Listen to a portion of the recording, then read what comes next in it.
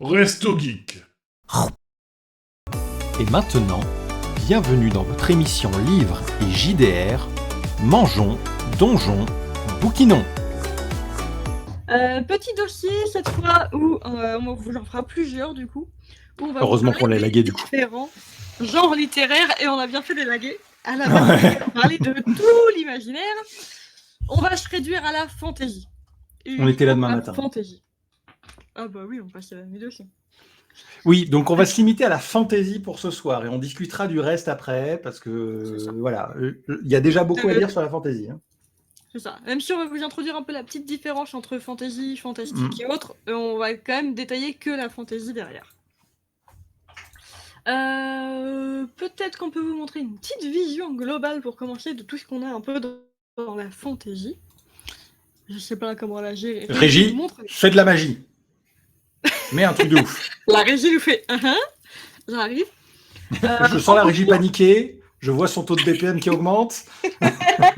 Ah, la régie vient d'entrer en syncope, désolé. Non, on va vous résumer ça. En gros, dans la littérature de l'imaginaire, ou communément appelée dans certains groupes la SFFF, SF, science-fiction, F, fantastique, F, fantasy, SFFF. On va appeler ça littérature de l'imaginaire pour résumer.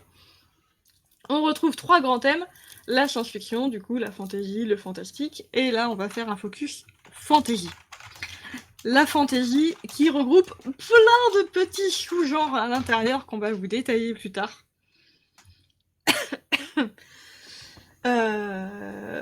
Qu'on vous détaillera plus tard, dont l'urban fantasy, la dark fantasy, la low fantasy, etc. On va rentrer dans le détail après. Donc déjà de base, voilà, la littérature a déjà beaucoup de genres divers et variés. On est déjà sur une base de littérature générale, sur voilà, les livres, l'apprentissage, la fiction, les romans historiques, etc. Ensuite, on a tout ce qui est autre, thriller, livre d'enquête, la littérature noire avec les polars qui sont plus trop d'actualité aujourd'hui, même si je pense qu'il y en a des très bien. La romance, ça c'est pas mon domaine, hein, l'autre personne à côté de moi m'en parlera beaucoup mieux que moi. Et la science, et du coup toute la littérature de l'imaginaire. Donc voilà, bon, on n'a pas fait tout le détail, hein, mais en gros on va se concentrer sur, dans un premier temps, l'imaginaire, et parmi l'imaginaire, la fantaisie, parce que la science-fiction. Alors, on a décidé de séparer en deux de manière, on a séparé en trois de manière totalement intentionnelle. Certains pourront arguer, et à raison, que le fantastique et la fantaisie sont un sous-genre de la science-fiction. Oui. Mais du coup, quand on parle de science-fiction, on parle de ce qu'on appelle communément la SF. Donc en gros, l'espace, pour simplifier. Voilà. On ne rentre pas dans un débat d'idées, c'est un choix conscient. C'est ça. Autre choix aussi, certains pourraient dire que le fantastique est un sous-genre de la fantaisie.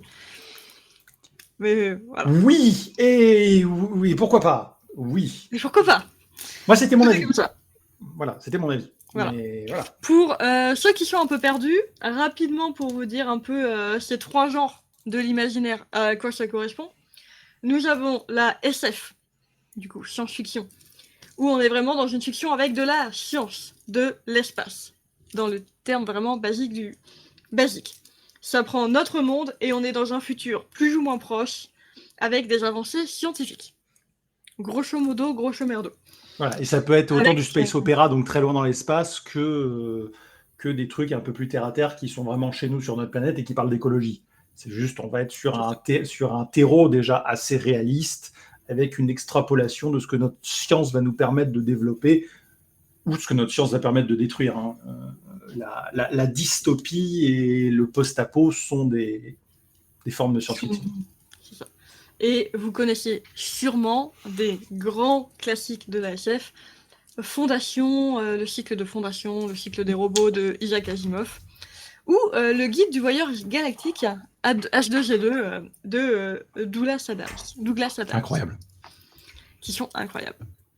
En parallèle de ça, du coup, nous avons le fantastique, qui, du coup, c'est l'irruption du paranormal, du surnaturel dans notre monde réel. Donc tout ce qui est vampires, sorciers, créatures surnaturelles qui se passent dans notre univers. Vous avez des très grands classiques là-dessus, Harry Potter, la magie et Londres, ou Twilight, des vampires aux États-Unis. Pardon. Qui brille au soleil. Je parle des classiques que tout le monde aurait pu entendre parler, ne t'inquiète pas, Sonata. On ne parlera pas que de ça. Et du coup, le genre qui nous intéresse le plus pour aujourd'hui, la fantasy, où on est vraiment dans un genre où on invente tout. L'univers, le monde, tout est inventé. Et même si on part sur une base de chez nous, là où ça se passe, ça n'a rien à voir. Les règles du jeu sont différentes. C'est ça. Et c'est un des genres du coup littéraires qui demande le plus de travail et d'imagination, puisque vous devez inventer toutes les règles, tous les lieux, toutes les personnes, toutes les créatures. Même si c'est très souvent inspiré du Moyen-Âge, on trouve de tout. Et vous connaissez très probablement, sûrement, Le Seigneur des Anneaux ou L'Assassin Royal, qui sont des très très grandes sagas connues de tout le monde en fantasy. Base. Voilà. Mais la fantasy, ce n'est pas que ça. C'est plein de petits sous-genres qui s'imbriquent les uns dans les autres, même si chaque livre, entre guillemets, a son genre, thème principal. Oui. Et on a plusieurs. Par exemple, pour venir sur le Seigneur des Anneaux, même s'il a un genre, et on va revenir, des fois il lorne quand même avec la dark fantasy sur certains thèmes, sur des scènes. Tout comme Harry Potter frôle parfois avec l'horreur sur les scènes avec Aragog. Donc, mais globalement, il y a une ambiance générale qui va poser le style. La base du livre, en fait, entre guillemets. Et est-ce que...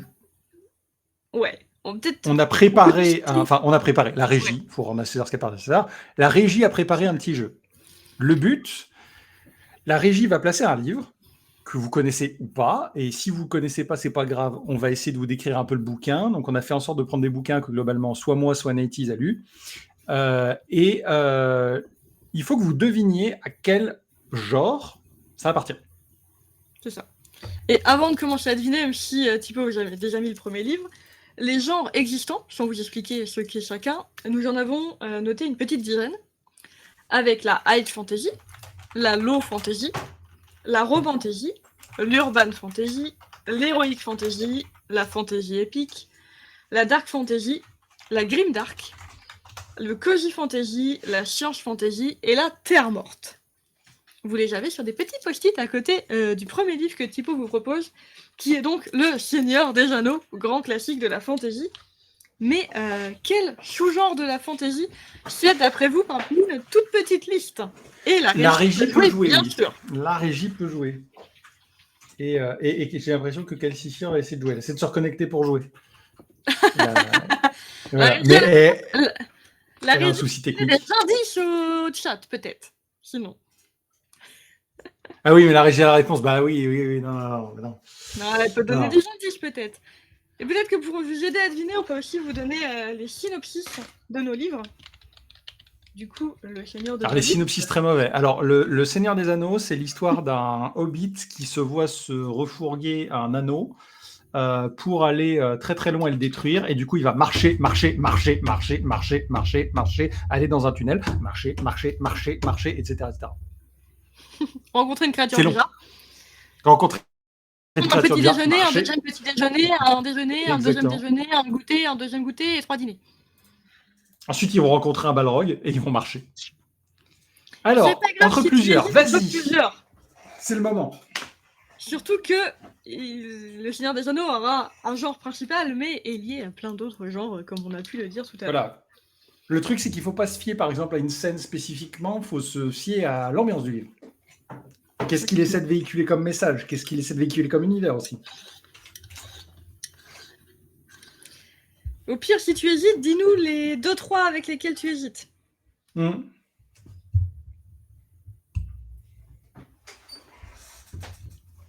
Heroic Fantasy. On ne fait que parler. Ah, c'est... Comme message. Intéressant. Oui. You shall not fuck with me. Fantasy. Alors, on a fantasy épique et heroic fantasy. Alors, heroic fantasy, je comprends la confusion, sauf que l'heroic fantasy, vraiment, c'est concentré sur un héros principal foutrement badass. On y reviendra. La fantasy épique, c'est plus un problème d'échelle. Donc, la réponse de Nighty, c'est la high fantasy.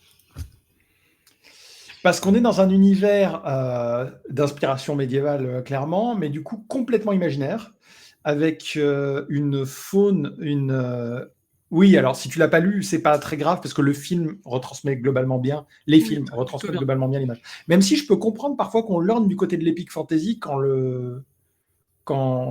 l'échelle change.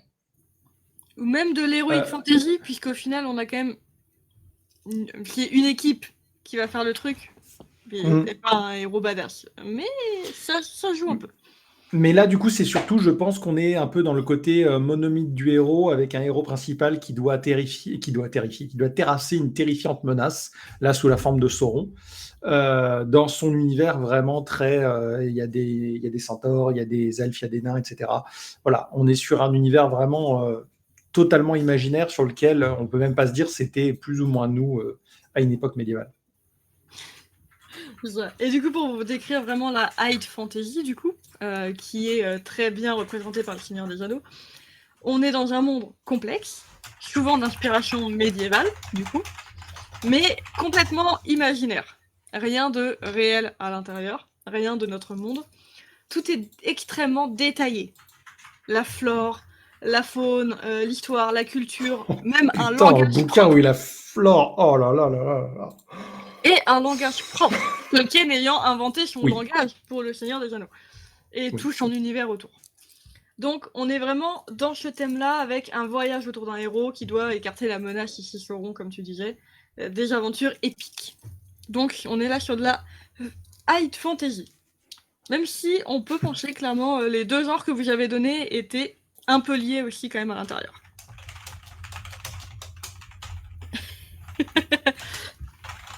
Le prieuré de l'Oranger, exactement, c'est un autre exemple de... Merci, je l'ai fait juste après. Merci la régie pour cette vanne de qualité. Donc, sur la high fantasy, en ce moment, je suis en train de lire du coup le prieuré de l'Oranger, qui est totalement dedans, avec son univers totalement fictif, inspiré à la fois de l'Europe de l'Ouest et de l'Asie de l'Est, avec ses dragons, la magie existe, elle est très présente, c'est-à-dire que les gens savent que la sorcellerie existe. Il y a aussi de ça. Il y a aussi la quantité de magie, la présence et l'acceptation de la magie. Dans le Seigneur des Anneaux, les gens savent que les objets magiques existent. Dans le prieuré de l'Oranger, c'est pareil. Tout le monde n'en a pas, mais globalement, c'est de commune mesure de se dire « Ah, un objet magique, oui, ça existe, on le sait et on en a déjà vu. On ne sait pas trop comment ça marche, mais ta gueule, c'est magique. » Donc, voilà. Alors, ensuite, le suivant, et qui est aussi un de mes préférés pour le coup. Suivant. Je remarque que plus les soirées se prolongent sur les lives, plus mes cheveux ressemblent à n'importe quoi. C'est pour ça que j'ai attaché les miens. Sinon allez, le sorceleur. Ou donc, The Witcher. The Witcher. Pour ceux qui ne connaissent pas The Witcher, déjà sérieux. Et deuxièmement, The Witcher, c'est l'histoire de Geralt de Rive, qui est un sorceleur, c'est-à-dire un mutant. Un être à la fois humain et plus tout à fait non plus, qui a des capacités surnaturelles, notamment la capacité d'utiliser des signes, et de boire des breuvages à partir de concoctions de monstres pour aller justement chasser les 10 monstres. Et dans cet univers, la magie est arrivée par mégarde au moment où deux univers se sont affrontés. Et des créatures très dangereuses menacent l'humanité. C'est son travail assez ingrat d'aller zigouiller ces grosses bestioles dégueulasses. Oui, le Grimdark, c'est un dérivé de la Dark Fantasy. Venant de toi, ne pas savoir ce que c'est que le Grimdark, vu avec qui tu vis, c'est particulier. Tu comprendras quand on en parlera. Quand on en parlera, oui. Du coup, d'après vous, The Witcher, on a déjà éliminé la High Fantasy. La height. Et sachant que là, je me permets de donner un indice, du coup, il y a la question, c'est quoi Grimdark? C'est pas Grimdark. Du coup. Il vous reste du coup la low fantasy, la romantasy, l'urban fantasy, l'heroic fantasy, la fantasy épique dont on a parlé un peu tout à l'heure, la dark fantasy, la cozy fantasy, La science fantasy Alors, et la Terre morte. la dark fantasy, pour le coup, ça aurait pu, en vrai, des fois. Mais le truc de The Witcher, c'est que l'univers n'est pas, on va dire, il n'est pas écrit par Edgar Allan Poe, quoi. On n'est pas sur un univers. Dans la dark fantasy, vraiment, c'est la fin des temps. La magie est sombre, où le monde est en train de sombrer parce que tout est mort. Et au bout d'un moment, l'espoir est vraiment pas là. Low fantasy, oui, Exactement. parce que dans The Witcher, la magie, il n'y en a pas beaucoup. C'est-à-dire que la plupart des personnages ne peuvent pas se servir de la magie. Et les objets magiques, globalement, il y en a dans les jeux vidéo, mais dans le bouquin, il n'y en a quasiment pas. C'est un univers beaucoup plus terre-à-terre, dans lequel les mages, ils sont considérés comme des dieux vivants, quasiment. Donc, et pour le coup, The Witcher, je trouve que c'est un excellent représentant du genre. Hein. Pour ses intrigues politiques, pour le fait que le personnage, lui, il est totalement... Voilà, il peut se servir de 2-3 sortilèges, mais c'est de la gnognotte, il fait des étincelles, quoi. Les mages, eux, ils sont capables de foutre le feu à un champ de bataille. C'est ça. C'est vraiment des univers où il y a un tout petit peu de magie. Soit il y a un peu de dragon, un peu de géant ou un peu de risque. Enfin, un peu de trucs comme ça. Ou le jeu Witcher, là, du coup, seuls les sorceleurs, entre guillemets, peuvent faire la magie. Donc, univers très bien construit comme la High Fantasy, mais avec beaucoup moins de magie. Ouais, et puis pour le coup, The Witcher, ça c'est bien écrit. Hein. Oh la vache. Et l'univers, il est dingue. Il faut que je incroyable. Je peux même pas t'expliquer à quel point c'est ouf. Roman... Non. Prochain livre. Le prochain, c'est un roman de... C'est tout petit. Comment ça, tout Sarah petit Gimas. Un palais... Mais c'est écrit tout petit sur mon écran, il est tout peu zoomé. Roman de Sarah Gimas. C'est écrit juste au-dessus avec le texte. Au secours. T'es aveugle. Du coup, c'est une saga que tout le monde... Enfin, tout le monde. Côté lecteur de fantasy, tout le monde connaît sous l'acronyme de Akotar. Un palais d'épines de rose, un palais de cendres et de brume, un palais de XXX. Il y en a plein. Je vous adore dans le chat. Et du coup, celui-là, ce n'est pas de la high fantasy, pas de la low fantasy. Que nous reste-t-il comme thème? Je connais pas, moi je peux pas décrire le bouquin. Je vais vous trouver un résumé parce que je sais pas comment vous l'expliquer sans le spoiler. Parce que j'ai lu toute la saga. Du coup, on se retrouve avec une héroïne fer qui chasse dans les bois enneigés pour nourrir sa famille. Sauf qu'elle commet l'irréparable, elle tue un fée. Et elle est emmenée de force dans le royaume des immortels, où là-bas, la personne le fée qui l'emprisonne, la traite comme une princesse. Un mal ronge le royaume, et Fer, notre héroïne, n'est pas une simple prisonnière. Notre petite humaine pourrait aider ces seigneurs puissants à résoudre tous les problèmes. Et ça sent la romantaisie, j'ai dû romantaisie. Exactement. Vous avez trouvé. C'est le nom politiquement correct du smut. Il n'y a pas du smut dans toutes les romantaisies. Oui, je sais. Heureusement d'ailleurs, sinon ça deviendra même ça. C'est ça. Et du coup, c'est un sous-genre de la fantasy qui mélange romance et fantasy. Globalement, c'est une romance dans un univers magique, surnaturel. Tout simplement. Faut pas aller chercher plus loin. Le smut, c'est quand il y a des scènes interdites aux moins de 18 ans dans un livre. Faudrait que je retrouve ce que va dire l'acronyme exactement. Ce qu'on a, c'est littéralement, je l'avais regardé tout à l'heure, c'était sexual matériel. Smut. C'est une condensation de sexuel matériel. C'est ça. Donc voilà, donc c'est pas la fantaisie qui prime, c'est la romance qui prime, mais non, on est dans un monde fantastique. Voilà. C'est facile à reconnaître, il y en a plein. Et le thème romantaisie, qu'on retrouve partout, pour information, a été pour la première fois nommé par une maison d'édition, où ils ont vraiment un label romantaisie. Ce qui est bien, parce que du coup, c'est vraiment très différent de la fantaisie. Oui. Et c'est bien parce que du coup, voilà, moi je veux lire mon truc épique et tout le bordel. Si j'ai pas envie que avoir une romance dedans, c'est bien. Si j'ai pas envie que ça tourne autour de la romance, voilà. Et le fait que maintenant il y ait une séparation, je trouve ça bien. Oui, c'est Et très puis le fait que ça se intéressant. démocratise aussi, c'est super cool. Et c'est très intéressant aussi pour ceux qui veulent découvrir un peu le monde fantasy, Mhm. alors qu'on ne lise que des trucs un peu historiques, romances ou polars. C'est une manière de rentrer dans la fantasy simplement, parce que l'univers Ouais. est rarement ultra élaboré, ultra complexe. C'est une bonne entrée là-dedans. Voilà. Next. Next, plus dur. Plus dur. Je vous retrouve un petit résumé de Dresden de Jim Butcher. Une super saga. D'ailleurs, il On y a dirait une le adaptation JDG. série. Ah oui, il a raison, on dirait de fou le JDG. Et du coup, pour rapport au chat, il y a une série télé en plus, qui était plutôt pas trop mal. Nous suivons dans cette saga Harry Dresden. C'est le meilleur de sa catégorie. Un magicien, un vrai. Sauf que lorsque la police de Chicago se trouve devant un cas qui dépasse ses compétences, bah c'est vers lui, vers notre magicien, qu'elle va se tourner pour résoudre le crime. Car dans notre monde de tous les jours, on trouve des choses étranges et magiques qui ne s'entendent pas forcément avec les humains. Et c'est là que Harry Dresden entre en jeu et enquête.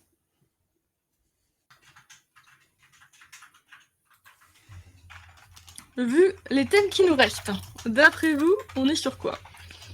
Grimdark Calcifer, non, bien tenté, mais non. Ah non, ouais, non, ouais, pour le coup, souvent, ce style-là, il est très souvent bien sombre.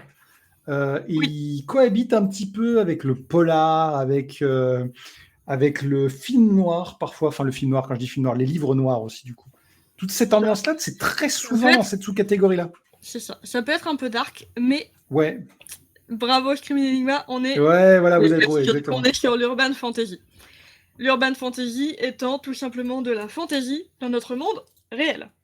Et c'est De là la qu'il y a un magie, peu des créatures dans le une... monde réel. Il y a une déconnexion parce qu'on a dit la fantaisie, on induit en erreur. La fantaisie, c'est vous créez votre univers, tout ça, c'est le bordel. Et là, on vous dit non, non, mais en fait, il y a toujours de la fantaisie, c'est quand on est dans le monde réel. Voilà. Et Au bout on d'un vous moment, dit il faut mettre les genres quelque part.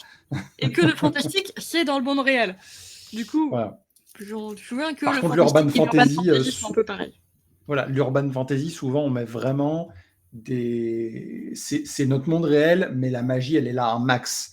Si dans Harry Potter, les magiciens n'étaient pas cachés, on serait plus proche de l'urban fantasy que du fantastique. C'est ça. Donc, Et pour développer un petit peu, dans l'urban fantasy, on a un sous-genre de l'urban fantasy qui a été très popularisé à partir de Twilight, mais avec d'autres sagas un peu plus adultes, on va dire, de tout l'univers de la Beatlit.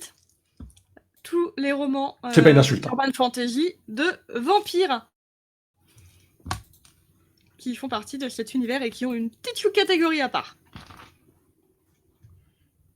Voilà, les romans de morsure, hein, pour traduire la Beatlit.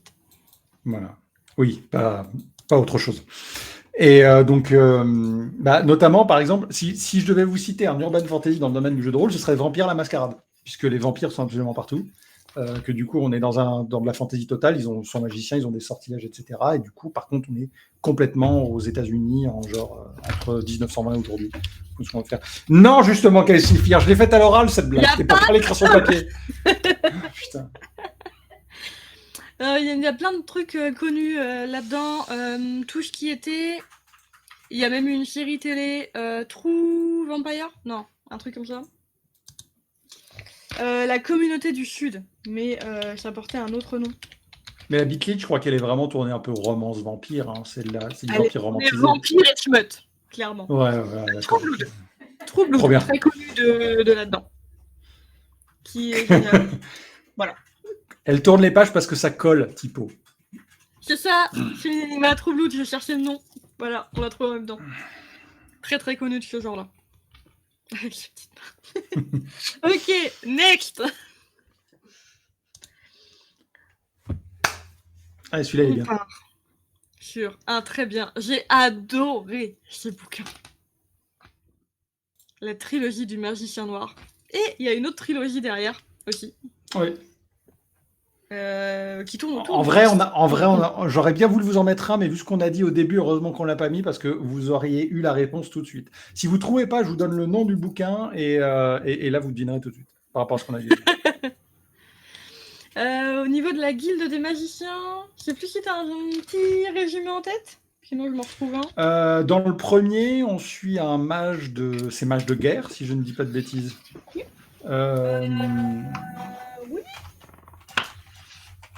Alors, attends, j'ai le résumé juste là.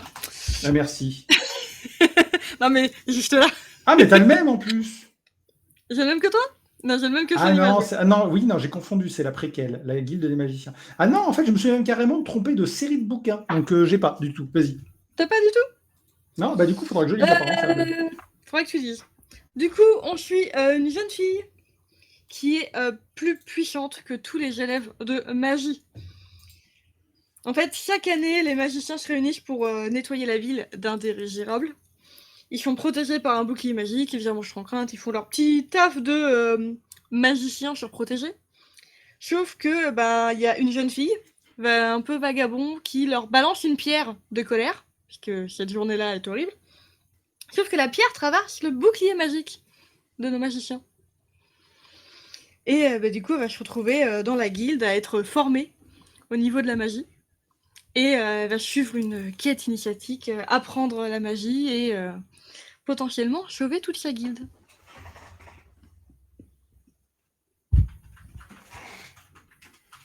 Alors. C'est trop bien.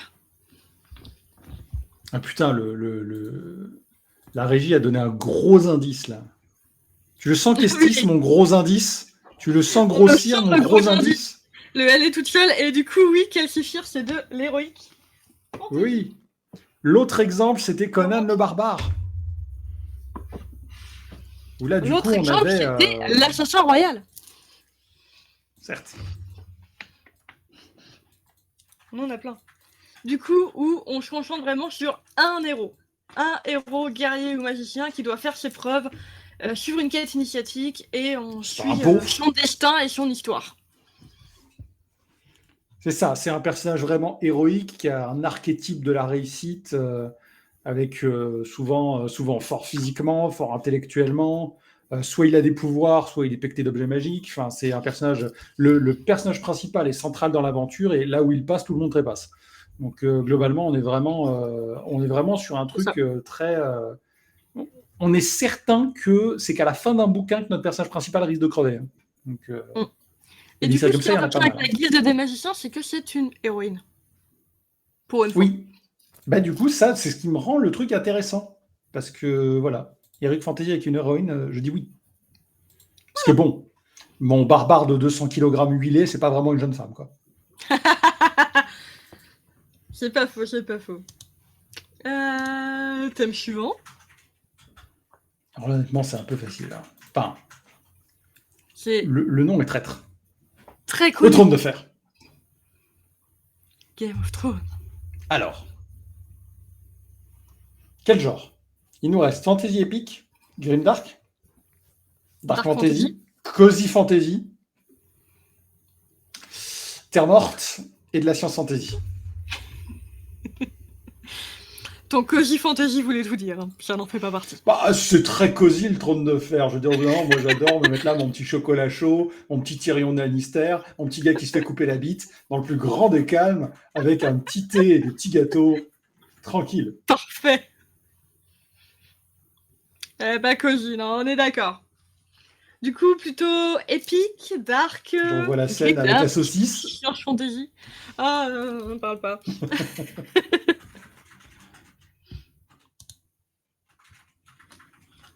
C'est de plus en plus simple, vous avez de moins en moins de choix. Ouais. Il manque fantasy politique. Alors, pour le coup, t'as pas tout à fait tort, parce qu'en fait, c'est le thème. En fait, le titre de ce thème-là, ça devrait être fantasy politique. Et non, ce n'est pas dark. C'est juste que la fantasy politique ne s'appelle pas politique. Dark fantasy, eh ben non. Parce que pour le coup, c'est un dark fantasy, il y a de la magie, et il n'y en a pas qu'un petit peu. C'est juste que la magie est très sombre, ou qu'elle a un gros coup, et que l'univers, il est corrompu de fou. Terre morte, alors c'est un style très particulier, la Terre morte, et pour le coup, ça rentre vraiment pas dedans. Et la régie va tous les faire pour dire alors, c'est lequel? D'ailleurs, on est nuls. Du coup, avec tout Il ce en que reste vous avez deux. dit, il en reste Non, deux. trois. Il en reste trois. Grim Fantasy, Science Fantasy, Grim Ce Dark. n'est pas Grimdark. Mais quel bâtard. On nous a dit Epic Epic. Fantasy. Oui. Oui, c'est de l'Epic Fantasy. L'Epic Fantasy, c'est la fantasy à grande échelle. On ne suit pas forcément un personnage, ou du moins, on ne suit pas ses agissements qui ont des conséquences sur une région. On parle de guerre, on parle de royaume, on parle à l'échelle du monde. On parle de politique, du coup. Voilà, on parle de politique. C'est des personnages qui, dans un univers de fantasy avec ses propres règles, on va discuter de ce qui se passe à l'échelle mondiale, de comment tout est ébranlé à l'échelle du monde. Et du Faut coup, que ce soit très Game bien of Thrones écrit. en est un exemple parfait, vu qu'on suit les différents royaumes, les différents personnages dans tous les royaumes. Et Exactement. on change tout le temps de point de vue. Ouais. Ce qui est un exemple parfait de ce thème-là, c'est... Macron, il est épique, oui. Ouais, l'Epic Fantasy, c'est le civilisation de la littérature. Et souvent des très grosses sagas avec beaucoup de tomes. Bah ouais, parce que c'est compliqué de bien développer un truc. Enfin, je mets au défi quelqu'un d'écrire de l'Epic Fantasy sur un tome de 200 pages. Faire que ce soit très bien écrit. Hein. Ou sinon, c'est que ça raconte l'histoire d'une fourmilière, on sait rien. Mais... Et du coup, épique, parce que tous les événements qu'on va suivre, tous les personnages qu'on va suivre, tous les royaumes qu'on va suivre, ont un impact énorme sur le monde. Et du coup, on parle d'épique parce que ça va changer la face du monde, entre guillemets. C'est le côté échelle épique. Dur à lire, le Trône de Fer. Ouais, c'est chiant comme la pluie. Oui, c'est très compliqué, il a une écriture très particulière. Mais par contre, c'était clairement le plus parlant pour cet univers-là. Oui. Et puis moi, j'avais pas lu d'autres exemples. Donc du coup, problème réglé. Non plus. À la fin, il meurt. Alors, celui d'après. Alors, on a fait exprès de mettre un piège. On est sur le cycle bâtards. d'Elric. Alors, Elric, c'est un personnage un peu particulier. Si vous ne connaissez pas Elric, c'est vraiment un personnage central de la littérature. C'est une vieille série qui a commencé en 1961, dans lequel, par Edgar Rice Burroughs, et notamment, pas par Edgar Rice Burroughs, par Michael Moorcock, mais qui est inspiré d'Edgar Rice Burroughs, donc le cycle de Mars, pour ceux qui ne connaissent pas, et Robert E. Howard avec son Conan. Globalement, ça parle en fait d'un monde où les prêtres, qui avaient de véritables pouvoirs grâce à leur divinité, ont perdu leur pouvoir. Et ça parle de l'équilibre entre la loi et le chaos. Et le chaos est clairement en train de gagner. Je regarde s'il y a des propositions pendant ce temps. Pas encore. Ça rediscutait un peu de... De quoi ça discute de son père? Qu'est-ce qu'elle raconte? Ça parle d'Alucard? Non, ça parle de Game of Thrones et de la complexité à le lire. En fonction. Ah oui, je comprends. Ouais. Et en fait, de ce qu'on dit, c'est qu'en fonction des versions et traductions, ils sont plus ou moins digestes. Donc, par exemple, dans le tome 1, Elric vit sur l'île des dragons, qui s'appelle Melniboné, et il est sur le trône de Rubis. C'est le prince albinos, dernier de sa race, nourri de drogues et d'élixirs qui le maintiennent tout juste en vie. La menace plane alors qu'il rend visite au seigneur du chaos, Ariok, et conclut un pacte avec lui. Il s'engage sur le chemin de l'éternelle aventure, le navire des terres et des mers le porte à la cité pestilentielle de Doskam, et son destin le pousse à franchir la porte des ténèbres. Au-delà, 2 épées noires attendent leur maître et leur victime. Je ne l'ai pas lu encore, j'ai toute la saga, il faut que je le lise, parce que ça a l'air incroyable. Grave envie. C'est vieux, par contre. Je ne sais pas si ça se lit bien, parce que c'est vieux. Par contre, mon voisin, qui est un vieux rôliste, m'a dit que ça valait le coup. Ok. Grimdark. Composition de Grimdark. Une chance sur 2. Perdu. Ouin. Du coup, elle va répondre Cozy Fantasy. Ah non. Oui, c'est de la dark fantasy. Dans Elric, les prêtres ont perdu leur pouvoir, la magie est liée à la loi ou au chaos, et le chaos est globalement plus présent que la loi. Le personnage principal, rien que par son côté ultra dark et mogothique d'avant l'heure, qui est obligé d'utiliser de la drogue pour survivre, clairement, c'est pas vraiment le meilleur héros. Elric, c'est clairement un anti-héros.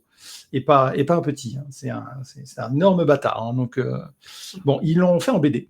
Si vous n'aimez pas lire les sagas super longues. Et apparemment, la BD est très bien. En tout cas, je l'ai vu visuellement, ça déboîte. Par contre, c'est de la dark fantasy dark. Hein. C'est café noir sans sucre.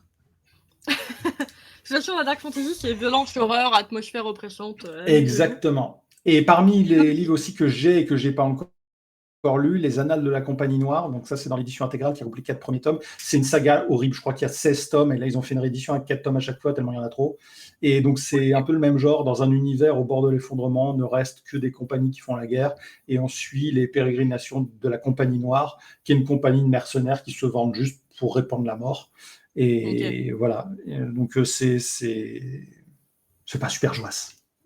Dans le même style où j'ai déjà un peu parlé, l'Empire du Vampire, le monde est effondré, les vampires ont pris le dessus sur tout le monde, le peuple ne peut plus sortir comme ils veulent, sauf s'ils veulent se faire saigner à blanc.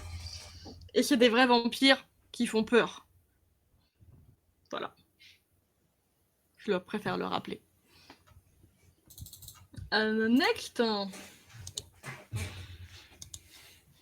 nous avons la guerre du pavot, ou The Poppy War. Pour ceux qui ne connaissent pas. Alors, pour celui-là, je vous en prie, ne faites pas de guess, il faut qu'elle lise le synopsis, parce que honnêtement, l'autre exemple était beaucoup trop évident. Donc, il fallait un exemple pas forcément clair. Mais là, juste avec l'image, honnêtement, vous ne pouvez pas deviner. C'est ça. Là, ou sinon, vous vous plantez. Du coup, les relations entre l'Empire du Nikan et la Fédération de Mugen ont toujours été conflictuelles. Lorsque l'Empire se retrouve affaibli, la Fédération en profite pour l'envahir. 2 guerres du pavot sont nécessaires pour vaincre et repousser l'ennemi vers le large. Des siècles plus tard, au sud du Nikan, la jeune orpheline Fang, qui n'a connu que la misère, se retrouve fiancée contre son gré. Pour échapper au mariage, elle se lance à corps perdu dans la préparation d'un exigeant concours qui lui ouvre les portes de l'élitiste académie de Singard. Bien que discriminée de tous, elle se révèle redoutable et dotée d'impressionnantes prédispositions au chamanisme. Tandis qu'elle apprend à saisir la vérité du monde et à apprivoiser ses puissants pouvoirs, elle se sent Mugen envahit subitement les terres Nikara et une nouvelle guerre du pavot éclate, des siècles après les 2 premières. Alors, on nous dit science. Koji Fantasy a des coquelicots. Je l'avais pas vu celui-là. Non, pas Koji Fantasy. Sûr. Science Fantasy, non plus. Terre morte, non plus. On les a tous fait sauf le bon. Grimdark. Alors, je suis très étonné, je serais très étonné de le lire pour voir où les côtés de Grimdark dans ce bouquin. Le meilleur exemple de Grimdark, et c'est la série qui lui a donné son nom, dans les ténèbres d'un lointain futur, il n'y a que la guerre. Les livres qui ont créé le Grimdark, c'est Warhammer, mes enfants. Parce que c'est un univers dans lequel, au final, l'humanité n'a qu'une place dérisoire et le mal est partout autour de nous. Et de toute manière, quoi qu'on fasse, quoi qu'on tente, l'espoir est perdu. On meurt tous à la fin. C'est un univers dans lequel le nihilisme est omniprésent. Globalement, il y a... Vas-y. Bon, grosso modo, c'est la dark fantasy, la violence, l'ambiance oppressante, avec en plus du cynisme, de la corruption et de la mort partout. Bon, bah, a priori, on est d'accord sur les thématiques, donc la guerre du pavot, ça a l'air bien. Très dark. Oui, c'est le MJ, ouais, exactement. Cynique, désabusé, il en a marre, et au bout d'un moment, il veut que tout crame, c'est un peu l'ambiance. Alors, dans l'exemple qui est mis là visuellement, j'ai mis Eisenhorn parce que j'adore Eisenhorn et qu'au bout d'un moment, voilà, lisez Eisenhorn. Par contre, globalement, pour le Warhammer, il faudrait plutôt mettre du Warhammer Fantasy. C'est Grimdark aussi, un peu moins que Warhammer 40 000. Mais Warhammer 40 000, c'est beaucoup plus. Ensuite, Warhammer 40 000, c'est un peu comme Star Wars. Il y a des épées, il y a des dragons, il y a un peu de tout et n'importe quoi. Donc, c'est à la fois de la fantasy et de la science-fiction. Mais voilà, dans Warhammer, c'est exactement la même chose. De toute façon, dans Warhammer, tout le monde est foutu. L'empereur Dieu est fantoche et de toute façon, le chaos vint à chaque fois. Voilà. Donc, Et la guerre du donc c'est pavot terminé. a fait un tollé aux US et est arrivé en France très récemment et me donne grave envie. Je pense Et que bah, je vous vais en me rajouter ça. bientôt. Je vais me rajouter ça à ma pile à lire, la guerre du pavot.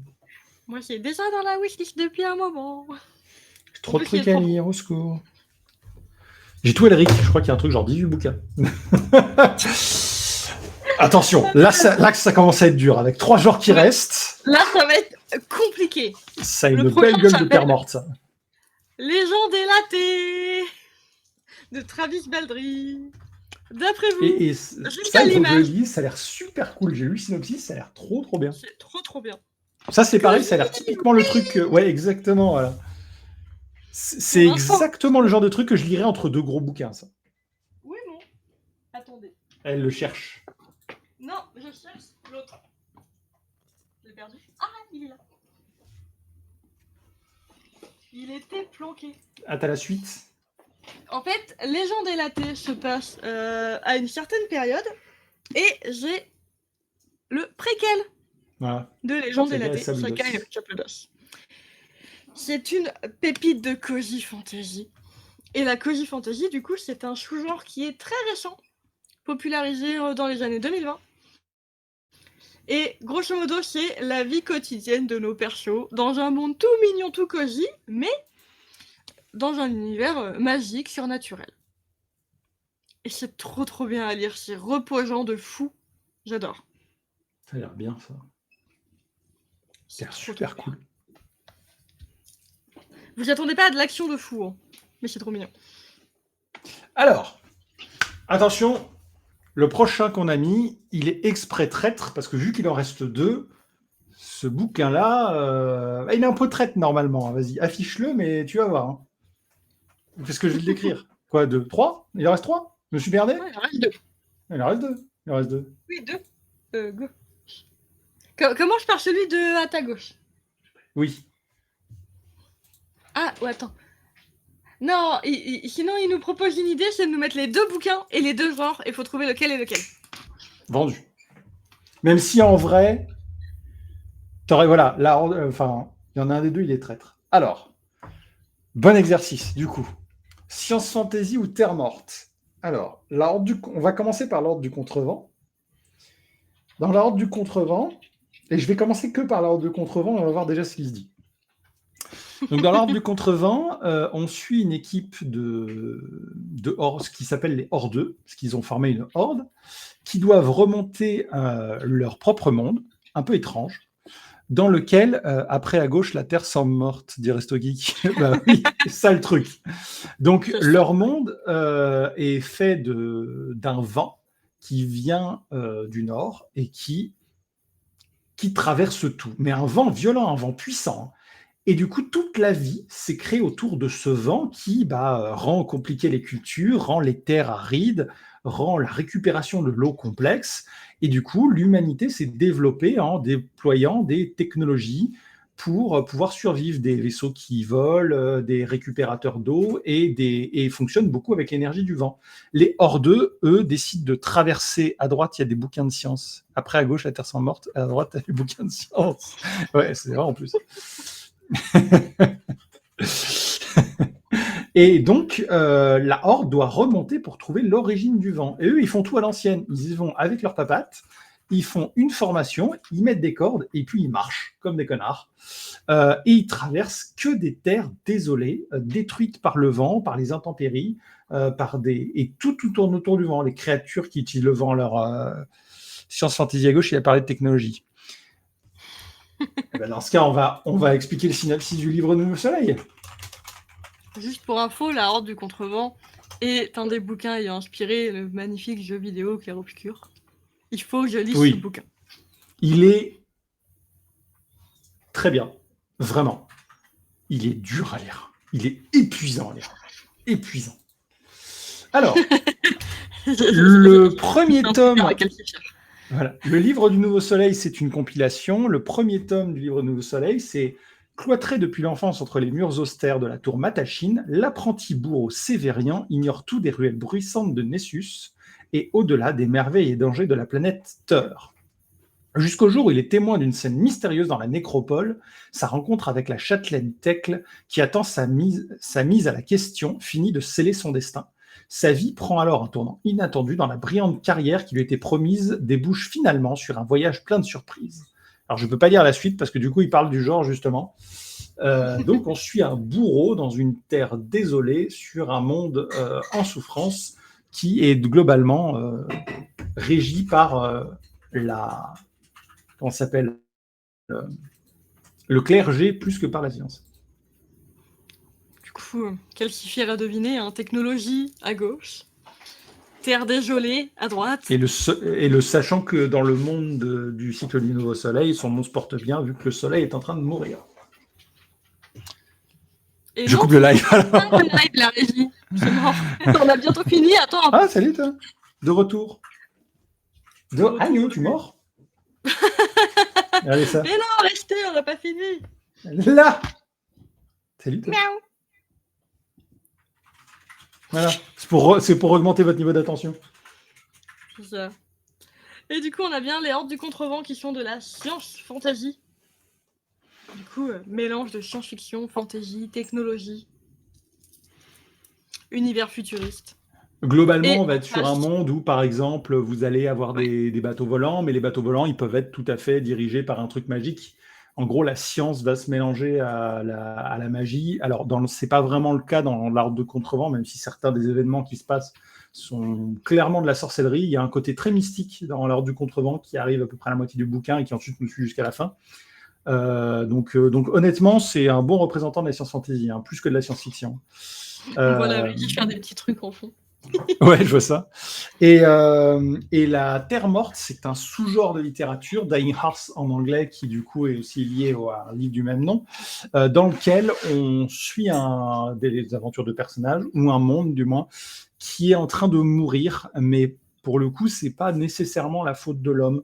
Juste, les ressources s'épuisent, les étoiles se meurent, et du coup, on suit cette humanité en train de vivre dans ce qui semble être la fin des temps, mais une fin naturelle qui pourrait nous arriver un jour ou l'autre. Honnêtement, j'avais déjà parlé dans une autre émission de Dread Delusion, qui pour moi fut mon initiation à ce qu'est le thématique de la Terre morte, et je m'en suis retrouvé complètement à fond dedans, tellement c'est formidable. J'ai la grosse édition, c'est un bouquin colossal là, du livre du Nouveau Soleil, qu'on m'a recommandé comme étant le pinacle de ce genre de niche, dans lequel il n'y a pas forcément beaucoup d'œuvres, et apparemment c'est génial. Par contre, c'est un mastodonte. C'est un truc de, je crois, 3500 pages. Ouf.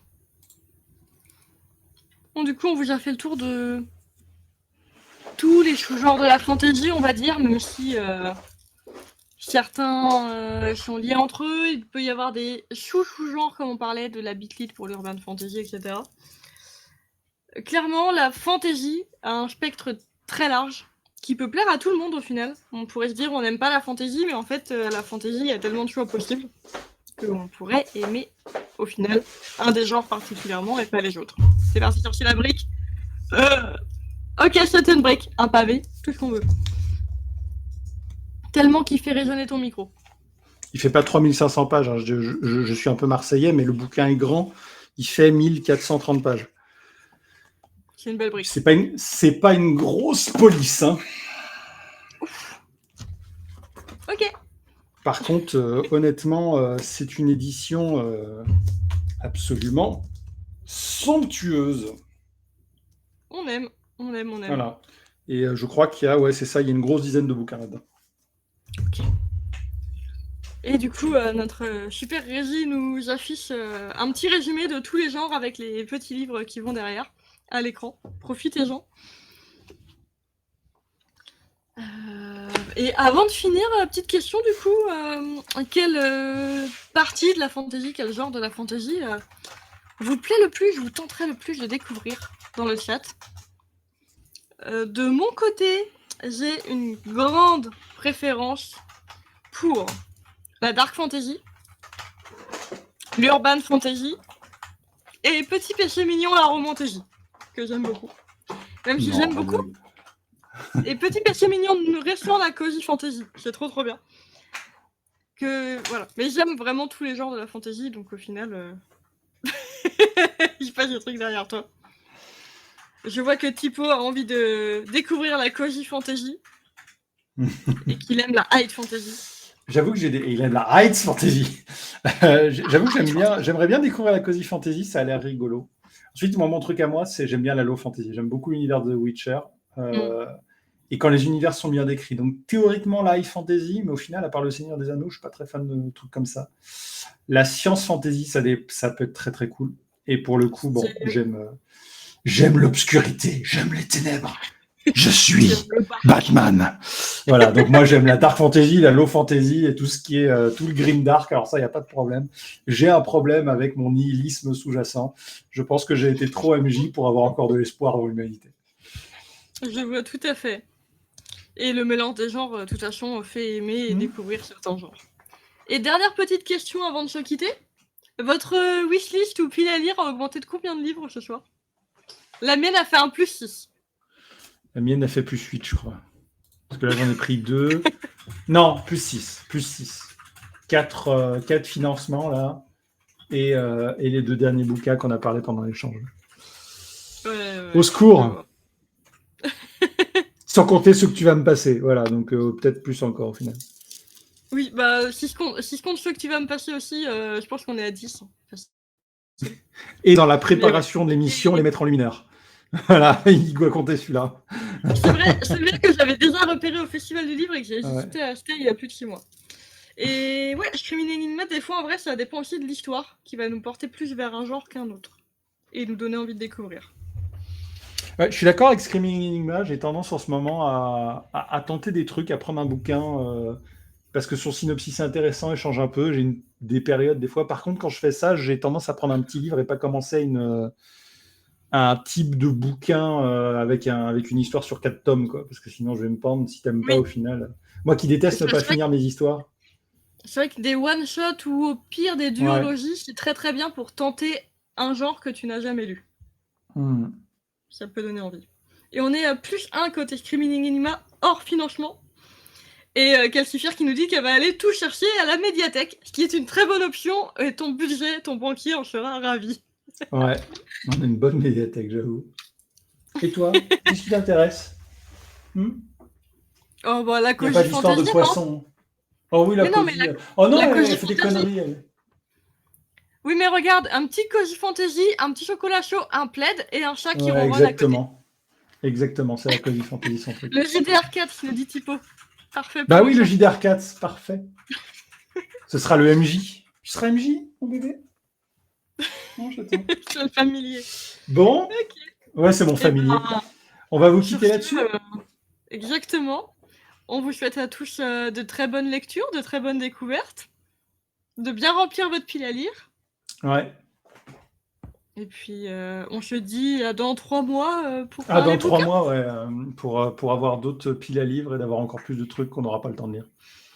Voilà. Ça donnera des idées pour vos cadeaux de Noël. Exactement. 3 mois, on sera... Oh, la vache, on sera déjà à Noël, oui. Ouf. Et ouais. On fera un spécial Noël. Voilà. Spécial Noël, les meilleurs livres de... wishlist. Exactement.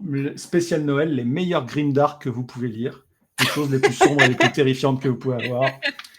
Oh, je sais, un Noël, dossier spécial HP Lovecraft, les meilleures nouvelles et les meilleurs romans de Lovecraft. Why not, ça changerait totalement. Bon, allez, sur ce, bonne soirée, bonne nuit à tous et à la prochaine. Ciao. Bye.